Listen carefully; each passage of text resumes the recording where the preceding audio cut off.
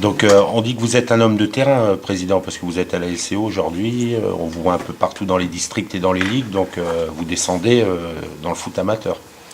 Écoutez, c'est la moindre des choses. Quand on est président de la fédération, le siège n'est pas au PSG, il est sur le territoire national. Donc toutes les opérations qui sont menées, d'abord on apprécie lorsque ça fonctionne. Il y a aussi des gens à rencontrer qui ont des problèmes.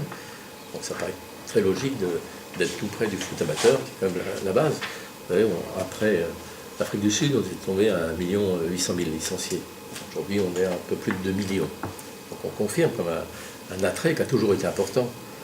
Même les jeunes filles, parce que je crois qu'il y a des jeunes filles là sur le plateau tout à l'heure, on est passé de 40 000 à 70 000, et l'objectif avant fin 2016, c'est 100 000.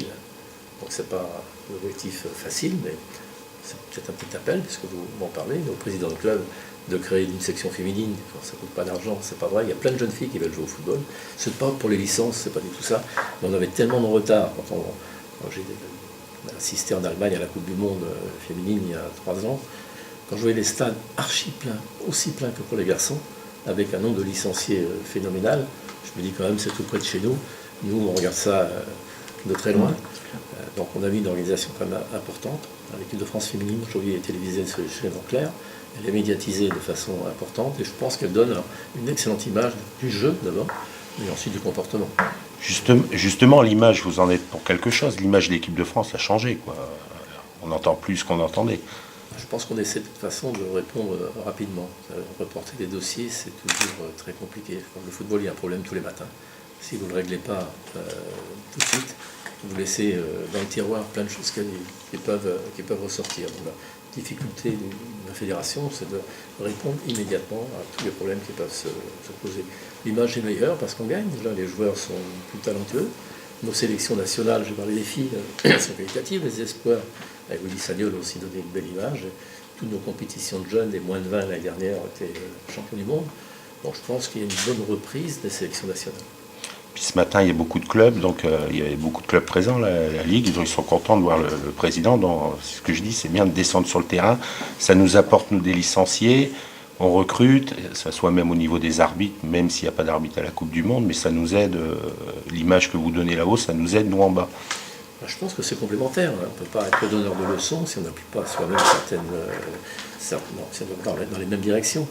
Comme le foot est quand même très puissant, il existera toujours. Il y aura toujours des hauts et des bas sur les crises, mais c'est le sport numéro 1. Partout, on joue au football, partout il y a des terrains. Ici, on parle d'investissement de 3 millions d'euros à la porte, c'est vraiment extraordinaire.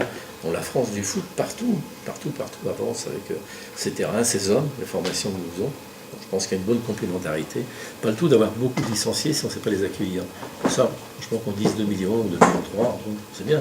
Mais il va y avoir 2 millions ou 2 millions 100 bien traités avec des éducateurs, des installations complètes. Il y a beaucoup de clubs ruraux dans la Ligue du Centre-Ouest, donc des villes de 7 000, vous m'avez dit Guingamp, qui arrivent à être en Ligue 1, pérennisant en Ligue 1, 2 Coupes de France.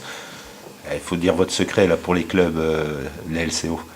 Il n'y a pas de secret. Je pense qu'il y a une continuité. Moi, j'ai été élu en 72 président de Guingamp, donc il y a eu une fidélité aussi bien des associés dans le club ou des dirigeants. Et puis un travail. On a progressé petit à petit. Donc, il n'y a pas de secret, peut-être de la stabilité. La stabilité, et on voit que financièrement, Guingamp n'est pas non plus le club le plus riche. Ils arrivent à tenir et faire des bons résultats et donner une bonne image.